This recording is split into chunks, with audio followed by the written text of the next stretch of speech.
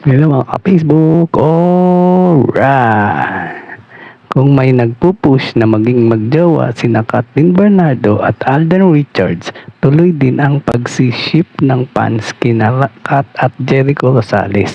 In fairness, talagang buhay na buhay ngayon ang bakbakan ng Team Alden at Team Jericho sa social media na kanya-kanyang paandar para makuha ang atensyon ng ex-girlfriend ni Daniel Padilla. Nitong nagdaang araw, muling nagetsing ni Echo ang atensyon ng mga netizen dahil sa pagflex niya ng kanyang toned and hunky body na kuha sa pagbabakasyon niya sa isang beach sa El Nido, Palawan. In fairness, tinawag din siyang may dugong vampira dahil kahit nagkakaedad na ay parang hindi pa rin ito tumatanda.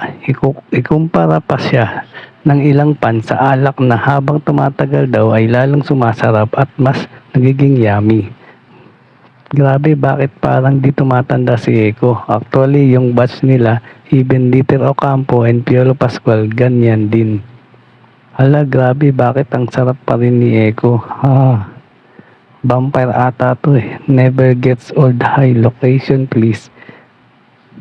May mga netizen ang na-curious kung sino ang kasama ng award-winning actor sa naturang beach na siyang nagbibideo sa kanya. Say ng fans, baka raw si Kathleen ang kadate ni Echo sa Palawan. Pero syempre, hindi rin magpapatalo ang Team Alden ng piling naka-score na ng bonggang-bongga dahil sa viral sweet photos ng dalawa na kuha sa naganap na post-birthday celebration ng actress kasama ang ilang malalapit na kaibigan. Ang paniniwala nila may namamagitan ng something sa dalawa, lalo pat may nakitang tila couple ring silang suot.